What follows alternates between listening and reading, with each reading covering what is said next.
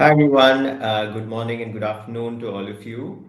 Welcome to this live broadcast session. And today we're bringing to you this conversation on unlocking the AI workforce advantage, thriving amid uncertainty and innovation. So it's really a season of rapid change. With the rise of AI, it's no longer an aspiration, but a real differentiator today in the workplace. From enhancing workforce planning to uncovering deeper insights beyond dashboards, AI is playing a very critical role in how organizations are designing and deploying their talent strategies. So, this journey, of course, is not without challenges, right? To realize the full potential of AI, companies need to move beyond traditional dashboards to really uncover actionable insights that range from, a lot of actionable and ROI driving metrics. So, to help you navigate this journey, People Matters in partnership with Visier is really proud to bring together this session and where we will explore how AI and workforce analytics is going to drive sustainable competitive advantage by aligning people, performance, and profitability. Our speaker for today is Boon who is the SVP of Growth and Strategy at Visier for the APAC region. He's a transformational leader who brings more than 30 years of experience leading high growth teams in Asia Pacific. Most recently, he was the Group Chief Digital Officer at Prudential PLC, and previously he has also worked as the Managing Director for Calypso Technology and as a Managing Director for MySys. A little later, we'll also be joined by Adrian Tan, who is the fractional head of marketing for APAC. And he comes with over 15 years of experience in HR entrepreneurship. And Adrian is also in his current role, he serves, as is a co-founder of also a business called Marketing Sumo. And he brings a lot of experience and a lot of authoritative content as well through this community. It's great to have both of you with us here today. Um, I'm going to hand this over to Boon Huat now, and I think Adrian will join us a little later during the Q&A. Adrian, your video is a little blurry. I think we can fix that. Yeah. For now, I think maybe Diksha, you can take us backstage and we'll hand over the presentation to Boon Huat now. Hello, good afternoon or good morning, wherever you are. Thank you for having me here today and welcome. So let me get straight into the matter by starting to set the stage with what's happening around us today. Um, we call this the business performance erosion crisis. And what it is one, you have the, the one rising up as in the expectations of growth for all businesses continues to grow, right? So continue to have high expectation of how we drive, you know, top line and bottom line growth. But while that's the case, based on various surveys that we have seen, you have falling or stagnating productivity, employee engagement, and continue to have a key talent shortage in many markets that we operate here today. Right? You see the stats that you see on the right, which I will not cover too much. And that's the key thing. The gap in between is what we see as a business performance erosion crisis. And that's the challenge that all CEOs are facing and looking to what is it that they can do. Now, it's hard, and you know what, it's getting harder every year. And this is obviously due to all the various geopolitical tensions that we are seeing, cost volatility, and so on. The fact is that the long era of stability and abundance is over. And the rules of the game, right, how we have operated globally based on the good old rules of trade, is now being threatened and it's fraying.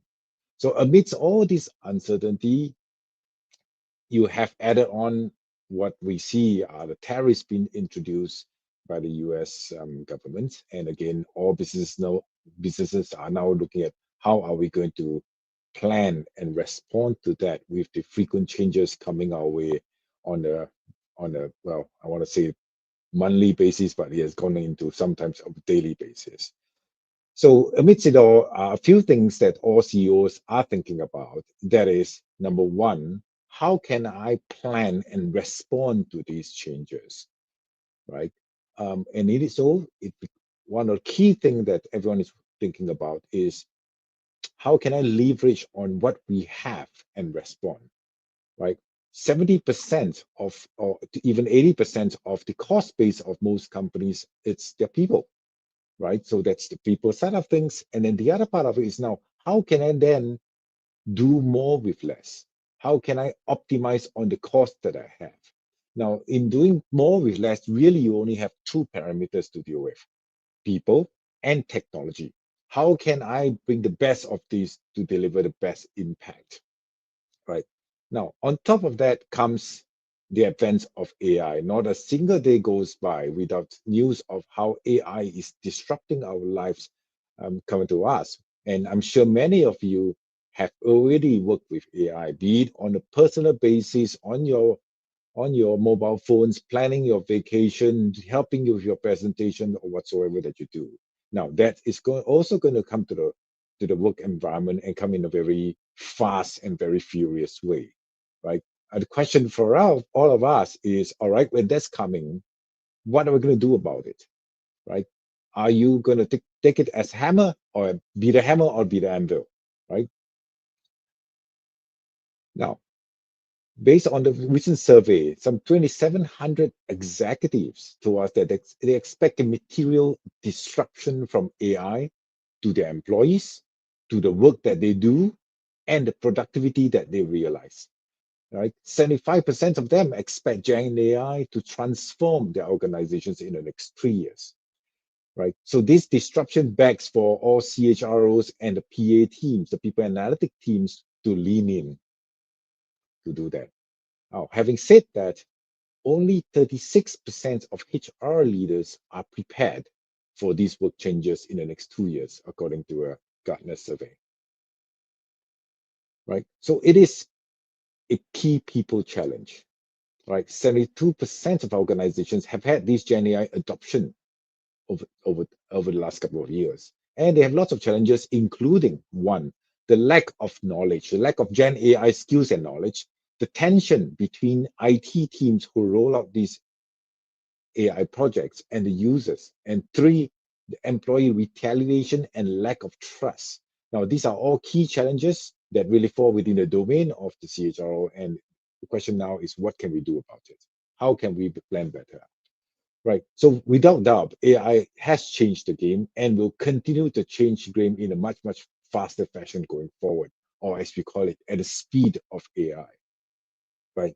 And taking a line from George Person, CHR should lean into AI as quickly as they can, as the business benefits are massive.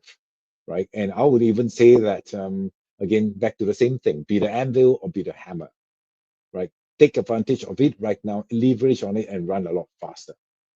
Right. And this impacts us in many different ways, both at an individual level, but also at an organizational level where it will change the shape of the workforce. I will dwell on this a little bit more and change the way HR deliver to the rest of the organization. Right. Now, what's the opportunity? Well, we call it workforce AI, and I have intentionally called workforce rather than our human resources. And I will even challenge that, it's no longer CHRO, but really it is workforce, because workforce is no longer our employees. Workforce includes our digital workforce, because the idea is how we leverage on our people as well as AI to deliver the work that we do, to deliver the outcome that we expect. Right. Now, a couple of stats here for us to see. Like 70% of businesses are exploring new methods for delivering insight and business intelligence in the coming year. 25% of them want to innovate faster, right? Although 40% of them know what data they need, 25% feel that they are only 25% feel that they're effective at integrating this data, right? And only 13% of executives feel equipped to transform their business with AI. That's the lay of the land within us right now, right? But again, where do we start? Right? There are so much noise, so many AI-powered tools and projects, so much hype. What is it that we can do? And with this in the background, that's what Visier sets out to do, to deliver the workforce AI edge to our customers, help them unlock the power of the people and work data to one, understand your people, understand the work that they do, continuously adapt and optimize the workforce, and elevate the workforce productivity. That's what Visier does. Now, a couple of examples here. Now, I don't think I have the time to run through it all, so I'm just going to quote one example, right? If we focus on people, like all this while we've been helping to identify the turnover risks among the high performance people, right? And I use sales as an example to identify the best performing salespeople. How do we have more of them? How do we prevent them from leaving the companies? How we hire more of such profile of very successful salespeople. Now, that's good. Now, if it would be better if we also understand their pipeline, understand how the shape of the pipeline is, understand how very quickly they move the deals through the entire stages of the pipeline so that you go from having a lead all the way to turning them into a customer. Now, if you combine all this into one, it is then about equipping these sales managers to mitigate the pipeline risk that they have with various contingency plans, right? And it involves many different practices, and the whole idea is to leverage on the data that they have, both the people data and the sales data, the work data that they have, so that they understand what they can do in order to deliver on their targets, in order to mitigate the risk that they face in their execution. I currently don't have time to run through the rest, but let me quickly run through what can we do. Now, as I mentioned, VC has been doing this for many, and in this case, we have over the last 15 years, we have served more than 65,000 companies. We have some 30 million employee records in the system that we organize, which gives us benchmark data. And over the last 15 years, again, we have learned from all our customers, and we embed these best practices in the system in the form of, number one, built-in metrics, and number two, in terms of questions that managers would like to ask or would like to find out what is it they want to know about their employees. So all these metrics and questions are embedded within the system, which when it goes live, it's out of the box. So which allow us to deliver these insights with very, very short time to value. Now, I mentioned the how, what can we do? And I would suggest 6 steps to your workforce AI edge, to leverage on your workforce at the speed of AI to give you the competitive edge in the marketplace. Let me go through them one by one. Right. One, know the fight that you're in. And I mentioned this because of the various feedback that we receive and as we engage our customers globally, right? Does this sound familiar to you, right? Many of our HR friends wants to get this thing done, want to be more strategic, want to deliver value, but always constrained in various fashions. We have IT who say, yes, I'll build it for you, but you are sort of in a queue, right? After our finance team, after our sales and marketing team, after the product team, after the marketing team, so on and so on. So you're in a queue, you gotta wait. Two, IT always want to consolidate the vendors. They want to have everything into one big data lake, data warehouse. And hence, as they do that, financial data would always come first, sales data and so on. And at some point, they might deliver to you the people inside. Right. The key thing here is that putting everything into one data lake, oneness need not suggest greatness, right? The key thing is getting something done whereby it is useful for you at a time, at a speed that you need in order to execute. The reality of it all is that, number one, People data and security is extremely complicated. People data is very different from financial data. People data change very quickly. It is very event driven. When someone leaves, someone joins, someone gets promoted, someone gets transferred, all the associate data change very quickly. And the traditional data model are not equipped to handle event-based data in the case of employee data.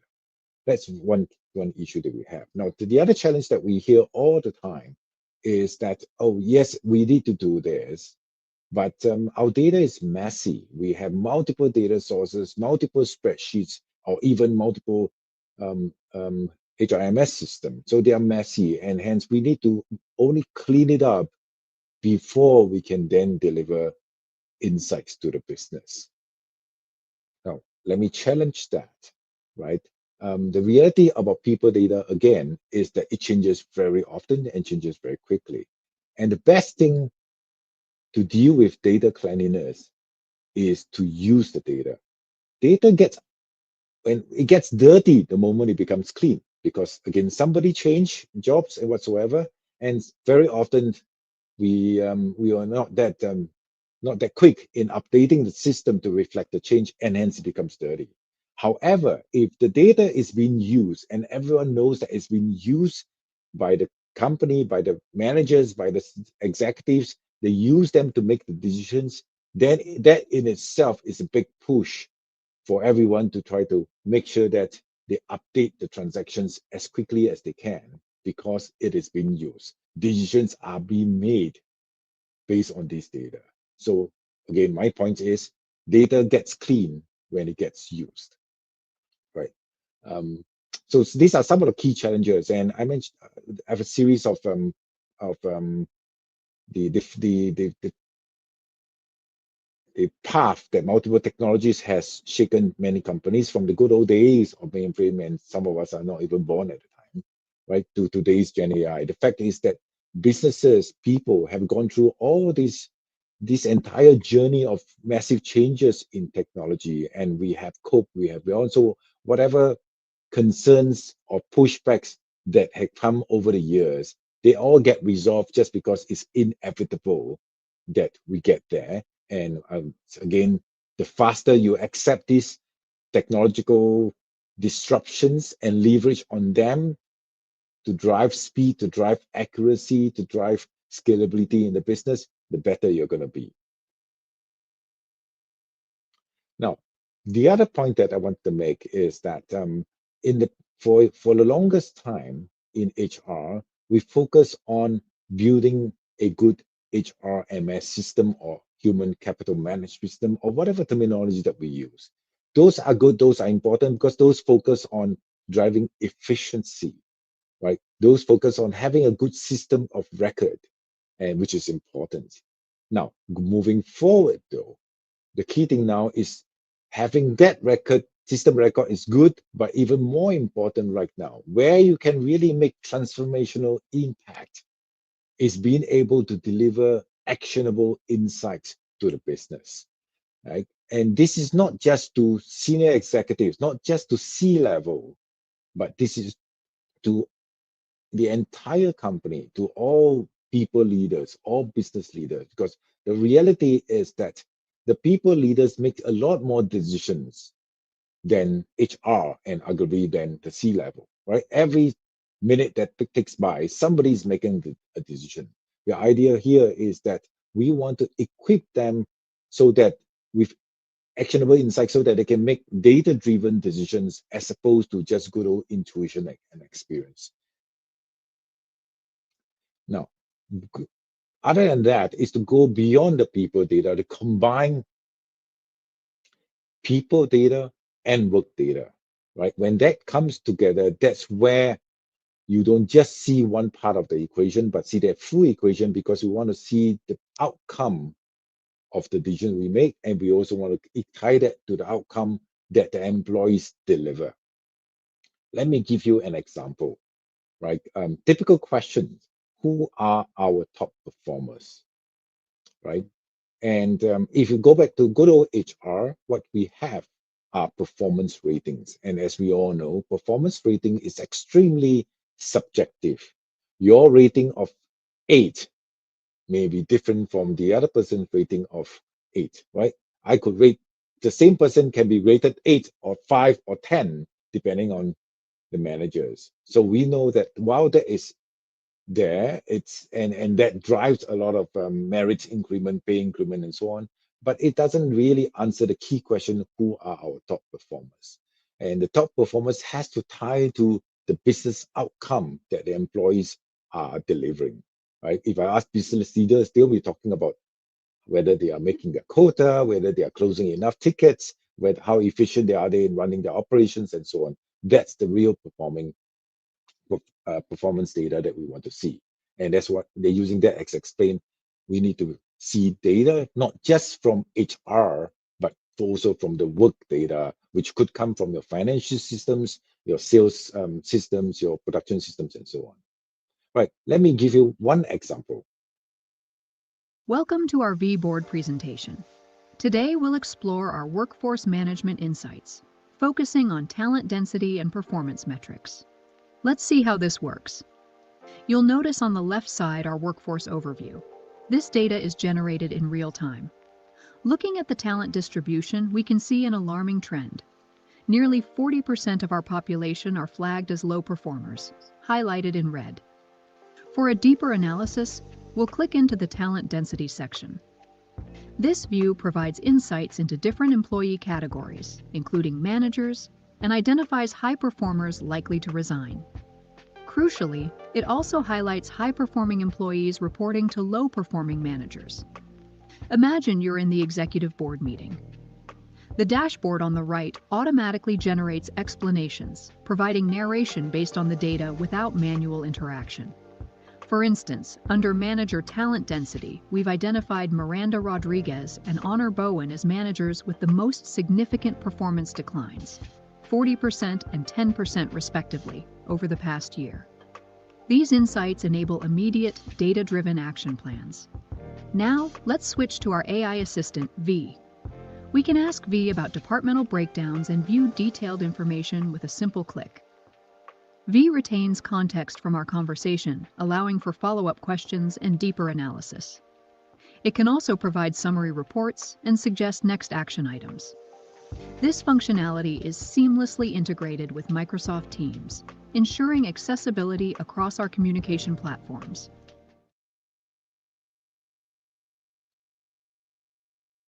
Right. So let me give you a few points around what we have just seen. Now, just before doing that, I mentioned earlier the business performance erosion crisis, and all businesses are looking at how they can ramp up productivity very quickly, how they can do more with less. Now, as in all business, there are three key factors that all CEOs would like to achieve in order to drive the business forward. One, speed. Two, accuracy. And three, scalability. And in this context, we are talking about how we can very quickly deliver insights to everyone. Two, how we make sure that they can make decisions based on data and hence achieve accuracy. And three, going back to scalability, how we can scale that ability across the entire company, right? And many of us have already done dashboards, right? I'm sure many of you have got your dashboards that you deliver to your senior executives. And dashboard is certainly a step in the right direction, but it's far from enough in supporting today's business. And why is that the case? Dashboards typically contains a lot of lagging indicators, and it is like you are driving looking at your rear view mirror, which is important, which is good to watch what's behind us. And as we all know, it's even more important to look in front of you. And what we want technology to do with using analytics and AI is to tell us what's coming my way. What's the shortest way? What are the road obstacles? What accidents? What potholes? What's the weather? And so on. If the idea is to get me to the destination quickly and safely, right? So that's what analytics and AI try to do, which is the example that we showed earlier. right? And being able to deliver that across the entire company gives you scalability. So what that shows is that show me two things. Number one is the AI explanation, right? Which it is important because it's straight away, I don't have to navigate the numbers. It explains to me what dashboard is about so that I can understand very clearly. And it's because it's automatically generated using AI, we could apply that to the various individuals that receive that dashboard. The second thing that it shows me is actually, even notice, it shows he highlights Rodriguez as an example, right? Dashboards typically show you aggregate data at the top, but what the technology has done is goes into the underlying raw data and find out areas to highlight, areas of concern that it's buried underneath the aggregate data. So in this case, very quickly, it brings up what might be of concern so that I can now delve into it, find out more, and then take actions. Welcome to our V-board presentation. Right. The third point I'd like to go is, reaching a new audience, right? So we have that, but with the ability that we showed you earlier, which is embedded within Microsoft Teams for all the people managers to ask their questions. That was the example that we showed earlier. Let me show you one more.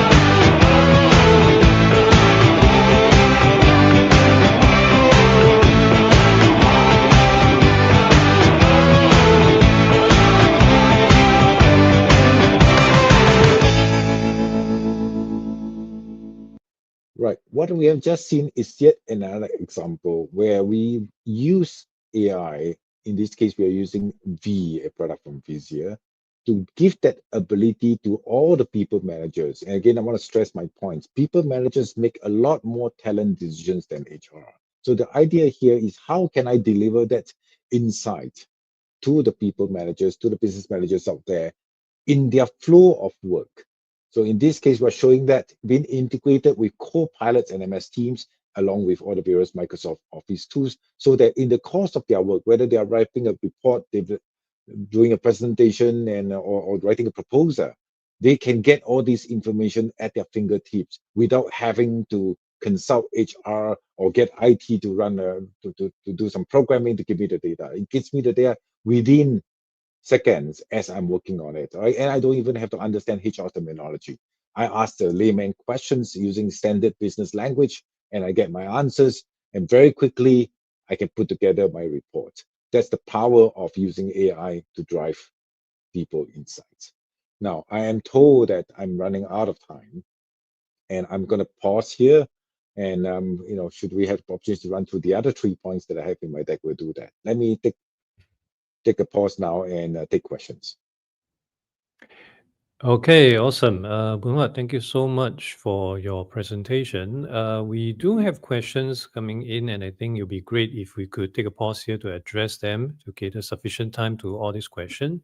Now, we probably have seen how AI has evolved quite a fair bit, and also how all these are really going to revolutionize how HR is going to take action. But I think one thing, especially for HR BPs and those closer to the business, I think one of the key thing is they are also unable to see how the dotted line is being connected to the company's bottom line. So beyond all the buzz that we are seeing in the mainstream media and wherever, where are we seeing some of the most concrete examples of AI and perhaps workforce analytics directly driving new revenue streams or demonstrable competitive advantage beyond just cost optimization? Right. Thanks for the question. Well, there's so many examples to quote. Let me think. Probably one of the most obvious one is in sales performance optimization, right? I sort of give a quick description of that. What we have seen one of our customers did is one, identifying the optimal sales rep profile, right? Predicting what kind of the kind of resignation risk that we have in the sales team to prevent pipeline loss, and how can we improve the onboarding of our salespeople.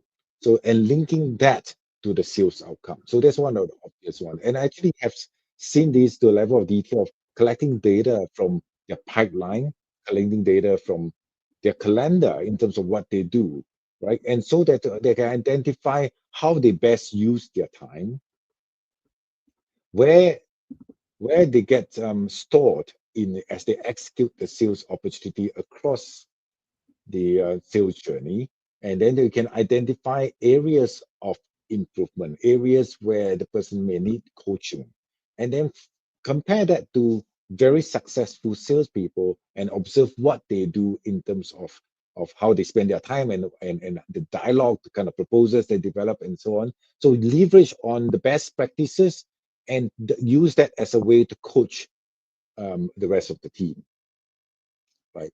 And many of us know when we manage sales, there are a lot of metrics that we look into to measure, and really behind this, they're all math problems, and that's where AI excel with this math problem and provide that as a form of highlight to the sales manager, so he knows exactly where are the areas of improvement of discussion that he want to get into with his sales team. That's one example, but we have seen that in many others, like, for example, how they enhance customer service, how they drive innovation, how they can get themselves to be more agile, and so on. I think the common thread here is really to incorporate all this for the longest time metrics that I believe HR has been unable to account for. Like you rightly mentioned, when you talk about salespeople, you obviously need the sales figures. If you want to measure the productivity of a project manager, you have to gain insights into their project management board, for instance, maybe access to their Jira board or whatever they use, Asana Monday for project management. So all those would have to come into place. And that, of course, is really ideal state of how we can then measure things more comprehensively beyond just looking at things like, oh, who took MC this Friday? How many annual leave has you taken? But I also want to take one step back, because going to the ideal state, I imagine, is what many ambitious companies whom our listeners or viewers are with right now are viewing our show. But some of them may also be seeing certain roadblocks when they're trying to put that in play, trying to get workforce data out of silos into usable AI-ready format. What are some of your comments when you get objection regarding this, regarding the roadblocks that they are facing? Their data are all over the place, data are not clean to begin with. How do they take baby steps to move forward? I think the key thing is to understand the why, and why do we need to do this, and more importantly is to understand that time is against us. Like I mentioned earlier, speed, accuracy, and scalability are three key factors.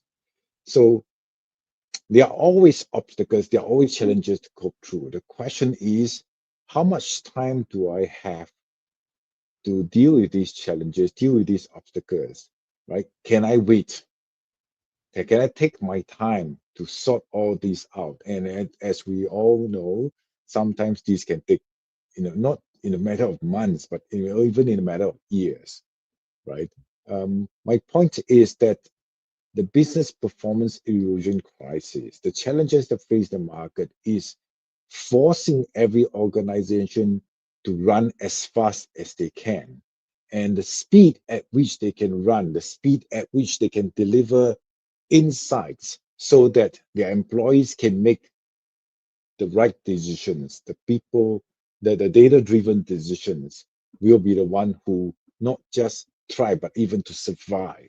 So I think the recognition of the urgency to do that is the first thing that everyone must recognize, agree to, and hence do everything they can to deliver that on a timely basis. Now, with that, then they come into, all right, then what are the problems and what are the key things that we did do in order to deliver on the promises of the business. Now, with that comes key architectural shifts. They might have to look into their current technology stack on what they can do. And if I could go further into this, is what's needed, and many people are already looking at that. We need a unified data platform, very common across all companies. And by unified, we refer to not just the disparate HR system that they have, but also start to bring in the other data, right? I mentioned the work data earlier. Now, second one is to recognize that, yes, we need the data platform, but make sure it is a purpose-built data platform. And by purpose, I mentioned again, HR data is quite unique in its nature because it's subject to a lot of changes, especially in the events of in the course of multiple events that happen to the workforce. So the idea is bring that data together with the workforce data to get standardized, normalized, and enrich the data automatically. And then the next thing I mentioned from the standpoint of scalability is to democratize the people insights. So to implement this AI-powered digital assistance that will allow the users, non-technical users, even non-HR users, to be able to use their normal business language, natural language, so that they can ask questions and get answer in the environment that they are comfortable with, in the environment that they are doing their work. Right, whether it's the MS Teams or the Microsoft Office applications they're working in and so on, so that they can very easily get answers. They don't have to book a meeting with somebody to get the insights. They get it there and then that they need it, and being able to quickly turn it into the outcome they need, whether it is a form of proposal or reports or whatsoever. Right? And along with that is be able to use that in such a way that it's embedded analytics in what they do. And by that, what I mean is that rather than waiting for me to ask the questions, they think of what are the questions that I want to ask. Why not prompt me with the best practices in terms of typically what kind of questions I should be asking for this subject matter. For if I were thinking about the example given earlier, what's my talent density like, which is what's the number of high performance I have in my entire workforce. Then naturally, the next thing to do is I want to retain my high performers, right? And the thing is, all right, I want to retain who are the ones who might be leaving so that I can then have stay conversations with them.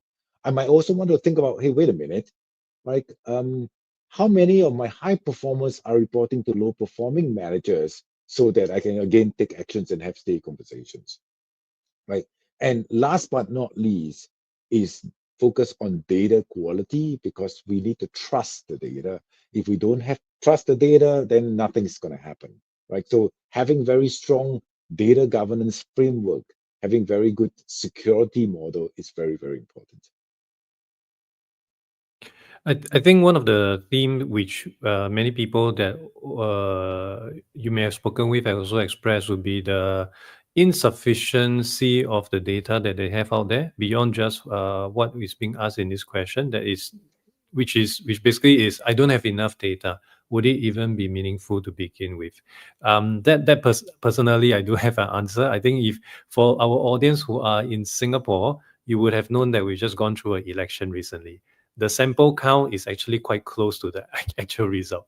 So you don't really have to wait for the final result when it is just off one or two. I think that is also something worth for us to point out and highlight to users who may have concern regarding the comprehensiveness of their data.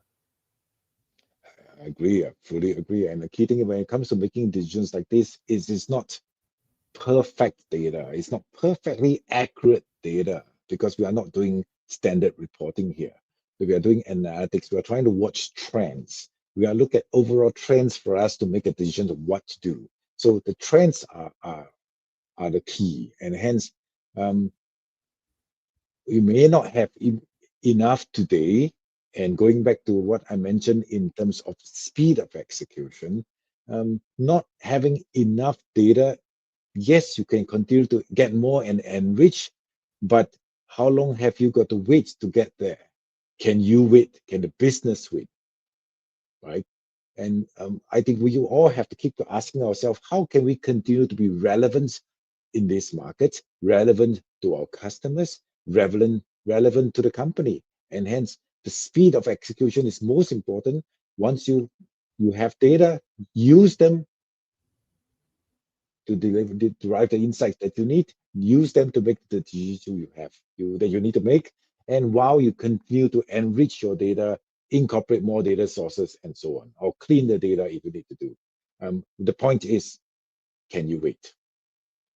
Is good enough data good enough for you to drive your decisions, or do you have to wait for perfectly accurate answers?